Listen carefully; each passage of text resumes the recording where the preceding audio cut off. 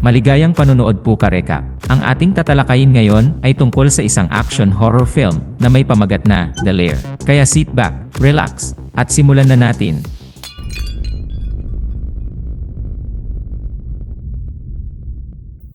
Nagsisimula ang pelikula mga ka-recap nang ipinakita ang prologue nito na nagpapaalam sa atin tungkol sa pagbagsak ng US Air Force ng isang napakalakas na nuclear bomb sa isang liblib na rehiyon ng Afghanistan.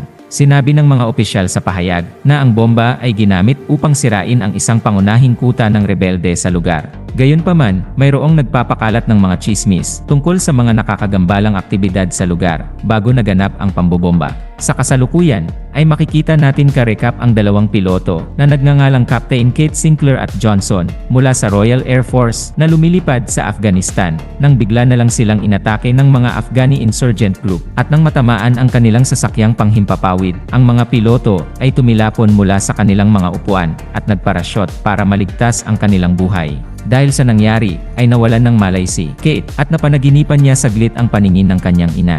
Di nagtagal, ay ginising siya ni Johnson. Ngunit agad silang napalibutan ng isang grupo ng mga armadong rebelde.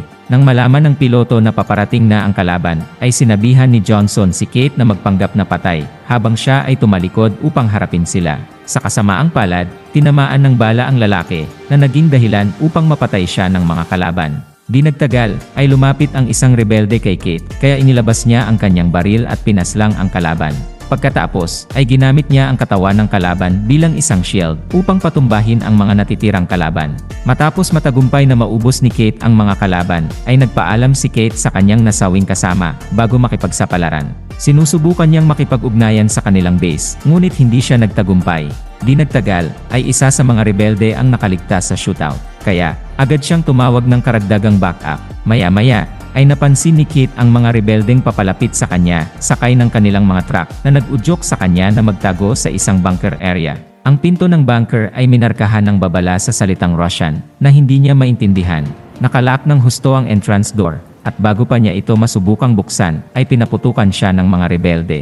Mabilis na nagtago si Kate sa likod ng isang metal na lalagyan at gumanti ng putok. Sa gitna ng matinding shootout, ay nagpaputok ng rocket launcher ang isa sa mga rebelde na naging dahilan upang mabuksan ang pinto ng bunker na nagbibigay ng pagkakataon kay Kate na makapasok sa madilim na lugar. Kinuha niya ang kanyang glow stick at umakyat sa basement para iwasan ang mga humahabol sa kanya. Habang siya ay naglalakad sa lugar, ay nakakita siya ng karagdagang Russian signs, ilang kama, at isang hanay ng mga gas mask. Di nagtagal, ay nakakita siya ng isang naagnas na katawan na tila ito ay isang scientist. Sa isang mesa, ay nakakita siya ng ilang Russian note at isang portable hard drive at napagpasyahan niya itong dalhin.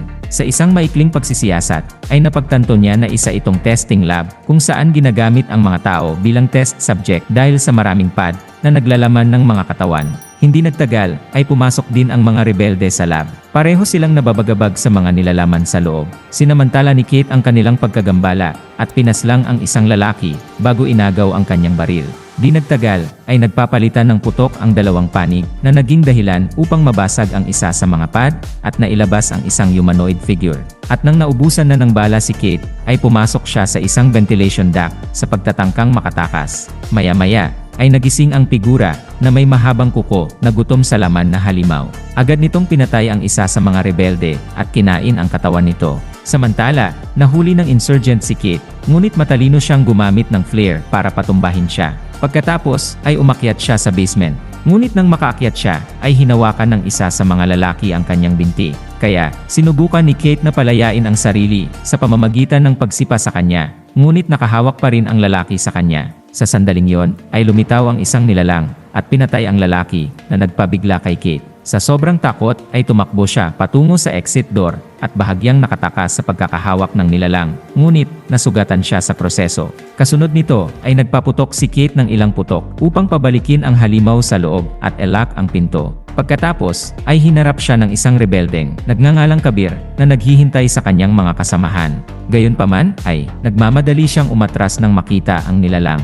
Sa kabila ng sakit sa mga sugat ni Kate, ay nagsimula siyang maglakad sa disyerto na lupain, at kalaunan ay nakarating sa isang kalsada. Pagkaraan ng ilang oras, ay natagpuan siya ng isang pangkat ng mga sundalong Amerikano na ipinadala upang hanapin ang mga nawawalang piloto. Kaya, inihatid nila si Kate sa kanilang base camp, kung saan nakilala ni Kate si Major Roy Finch na isang commanding officer. Ikinuwento niya sa Major ang nakakatakot na pangyayari, ngunit hindi naniniwala ang Major sa kanyang kwento. Di nagtagal, ay kinuha pa niya ang hard drive sa babae. Maya-maya, ay pumasok si Sergeant Tom Hook at tinalakay ni Kate ang nangyari, ngunit hindi pa rin nakikinig ang Major. Sa gitna nito, ay natagpuan din ng batalyon si Kabir, at dinala siya sa kampo para sa interogasyon. Pagkatapos, ay tinulungan ng isang medic na nagngangalang Kip si Kate, na gamutin ang kanyang mga sugat. Sa pagkakataong ito, ay sinabihan niya si Kabir na magsalita, dahil nasaksihan din niya ang nakakatakot na nilalang, ngunit ang lalaking bihag ay nananatiling tahimik. Ilang sandali pa, ay pumasok si Tom sa tent at tinanong si Kate tungkol sa nakita niya sa bunker. Naalala ng babae ang karatula sa pinto ng bunker, at ginamit ang kanyang photographic memory upang i-transcribe ito. Mukhang walang nakakaintindi sa Russian sign, maliban kay Kabir, na nagsali ng teksto, na ang ibig sabihin ay huwag buksan. Ipinaliwanag niya na ang mga Sobyet ang utak sa likod ng sitwasyon na yon. Nang marinig ito ni Tom, ay naniniwala siya na ang bunker ay ginawa 30 taon na ang nakalipas, at walang tao ang makakaligtas sa loob ng ganoon katagal na panahon nang walang mga supply. Bilang tugon, iginiit ni Kabir na anuman ang nasa loob ng bunker ay hindi tao. Sa sumunod na eksena ka-recap, pagsapit ng gabi, ay mas maraming nilalang pa ang lumabas sa kanilang mga pad, at kalaunan, ay lumabas din sila sa bunker. Sa kabilang eksena, sa base camp ng militar, ay nakatanggap ang Major ng sulat mula sa kanyang superior na nagpapahiwatig na mag-voluntary resign siya. Bilang resulta, ay nagpasya siyang gamitin ang hard drive na nakita ni Kate bilang leverage laban sa superior. Sa kabilang banda, ay tinanong nina Kate at Kip si Kabir na nagpapaliwanag na hindi niya binaril ang kanilang sasakyang panghimpapawid, at isa lamang siyang driver na nagtatrabaho para sa mga rebelde upang protektahan ang kanyang pamilya. Sa labas, ay binabantayan ng mga sundalo ang kanilang perimeter, nang bigla na lang nawala ang isang sundalo at napansin ng isang halimaw. Kaya, mabilis na inalerto ng sundalo ang lahat. Pagkatapos, ang buong unit ay mabilis na nakaposisyon at nagpaputok sa mga kalaban. Gayunpaman, ang mga halimaw ay masyadong mabilis at nagagawang umiwas sa mga bala. Ipinarating ni Tom ang katakot-takot na sitwasyon sa Major at sinubukang tumawag ng backup. Ngunit sa kasamaang palad, ang kanilang radio tower ay giniba ng mga halimaw na dahilan na hindi sila makatawag ng backup. Di nagtagal, ay nagsimulang tumindi ang sitwasyon, habang ang mga sundalo ay nagsimulang maging biktima ng mabilis na gumagalaw na mga kalaban. Kaya, lumabas si Kip upang tulungan ang mga sugatang sundalo at hinihiling si Kate na bantayan si Kabir. Ilang sandali pa, ay isang malaking nilalang ang pumasok sa medical tent at sinakal si Kate gamit ang mahabang dila nito. Sa kabutihang palad, ay nakuha ni Kabir ang kutsilyo at pinutol ang dila ng nilalang bago ito sinaksak hanggang sa mamatay. Kasunod nito, ay muling sumama ang dalawa kay Tom at sa iba pang mga nakaligtas. Pagkatapos, ay nagpasya sina Tom at Kip na iligtas ang Major dahil nakikipaglaban ito sa isa sa mga nilalang. Naabot nila siya sa tamang oras at pinagbabaril ang nilalang at nailigtas nila ang buhay ng kanilang Major. Pagkatapos, nang mapagtanto nila ang napakaraming bilang ng mga halimaw, ay nagpasya ang koponan na maghanap ng kanlungan sa loob ng isang walang laman na lalagyan ng kargamento. Habang ang isang sundalo na nagngangalang Dave ay ina-unlock ang lalagyan, ay isa pang halimaw ang naglunsad ng isang pag-atake. Ngunit sa pagkakataong ito, ay mabilis na tumugon si Kate at tumalon sa ibabaw ng nilalang. Gumamit siya ng palakol upang sugatan ang halimaw, habang si Tom ang nagbigay ng panghuling strike, at napaslang ang halimaw. Pagkatapos nito, ang mga nakaligtas ay pumasok sa lalagyan, at nagpa siyang maghintay doon hanggang umaga. Habang nasa loob ng lalagyan, ay tinanong ng mga sundalo si Kabir kung may alam ba siya tungkol sa mga halimaw. Bilang tugon, ay ibinahagi niya na sinalakay ng Russian Army ang kanilang bansa noong nakaraan, pagkatapos may malabituing bagay na bumagsak sa disyerto ng Aghani. Sa mga huling araw, ay nagsimulang maglaho ang mga taga-nayon sa gabi at ang kanilang walang buhay na mga katawan ay natuklasan na lang kinaumagahan. Sa paniniwalang ito ay isang uri ng mabangis na hayop, ay nagpasya ang ama ni Kabir na tugisin ito.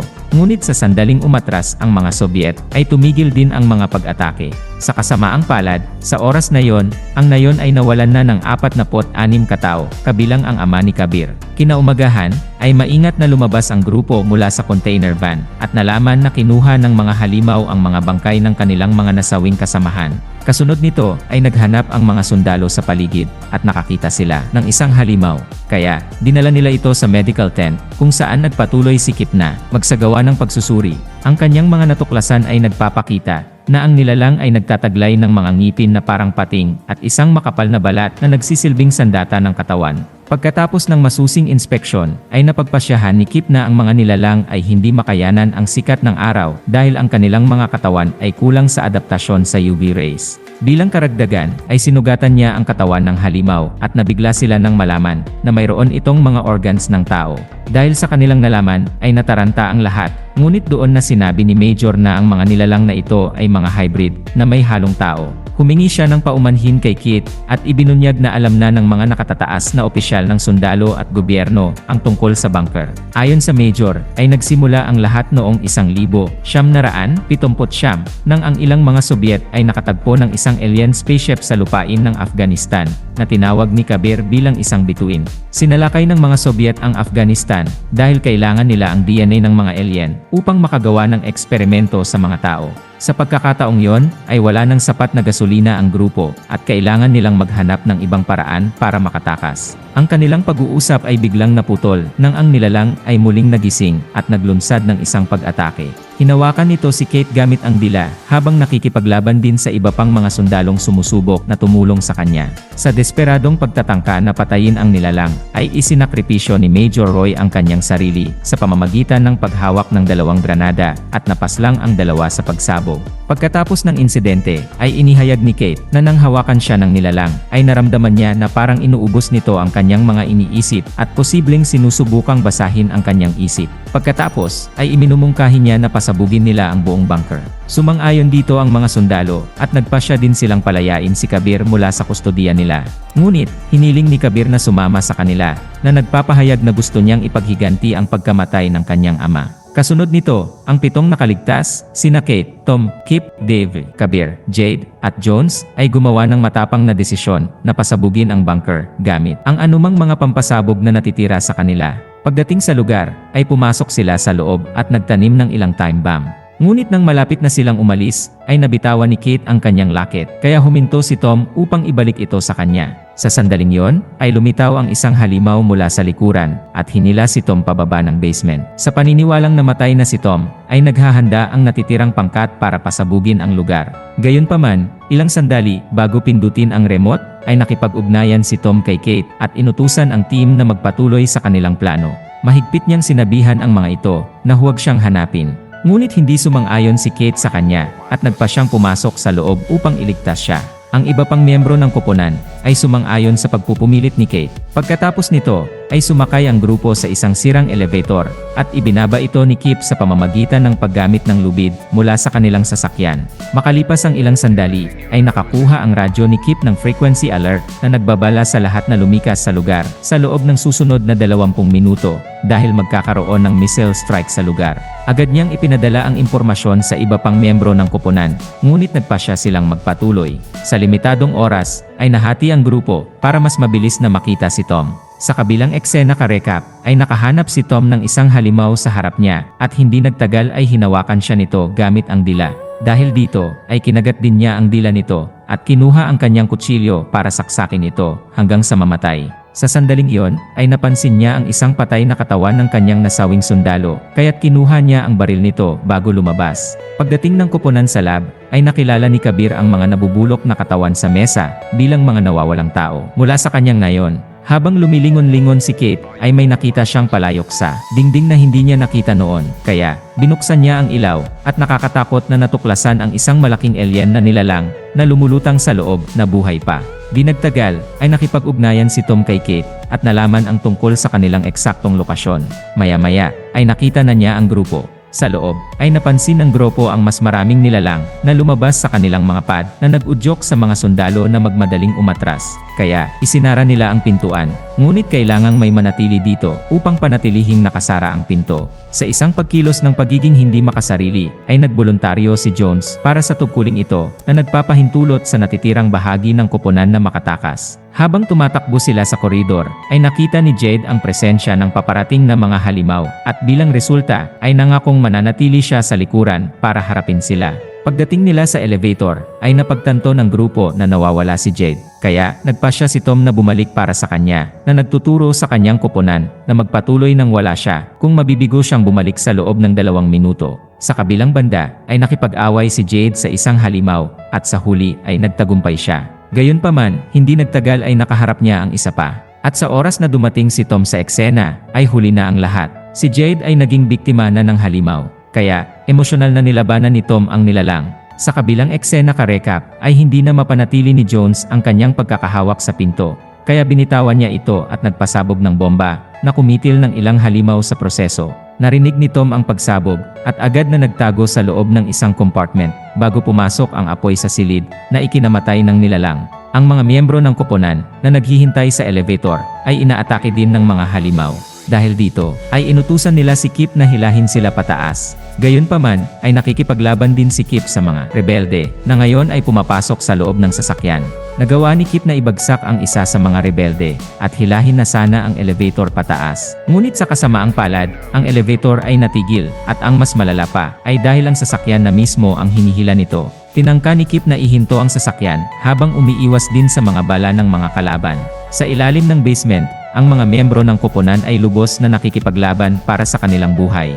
Hindi na napigilan ni Kip ang sasakyan, na nag-iwan sa kanya ng walang pagpipilian, kundi ang umiwas sa daan, at isuko ang sarili sa mga rebelde. Dahil dito, ay bumulusok ang truck sa basement, na nagresulta sa pagkamatay ng lahat, maliban kay Kit, na nagawang tumalon sa tamang oras. Di nagtagal, muling nagkita si Kit at Tom, at kinuha ng dalawa ang wire ng elevator para makaakyat. Nang papalabas na sila sa bunker, ay nakita nila ang mga rebelde na paslangin na sana si Kip. Sa takdang panahon, sila ay nagpaputok at pinaslang ang mga ito, at nailigtas nila ang buhay ni Kip. Makalipas ang ilang segundo ka-recap, ay nasaksihan nila ang presensya ng isang fighter plane na nagdala ng missile para pasabugin ang lugar. Dahil dito, ay ninakaw ng 3 ang sasakyan ng mga rebelde at tumakas. Pagkatapos, ay isang napakalaking pagsabog ang nangyari. Ngunit hindi ito umabot sa kanila, bagamat na itulak lang nito ang kanilang sasakyan sa kalsada. Naniniwala si Kate na ang pambobomba ay nagmula sa gobyerno ng Amerika upang maalis ang mga ebidensya tungkol sa pagkakaroon ng bunker.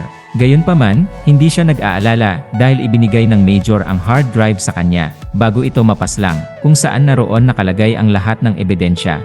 At dito nagtatapos ang pelikula mga ka-recap. Kung nagustuhan nyo ka-recap ang movie recap natin ngayon, ay inanyayahan kita na mag-subscribe at pakipindot na din ng notification bell para palagi kang updated sa mga susunod naming videos. Maraming salamat sa panonood. Cheers!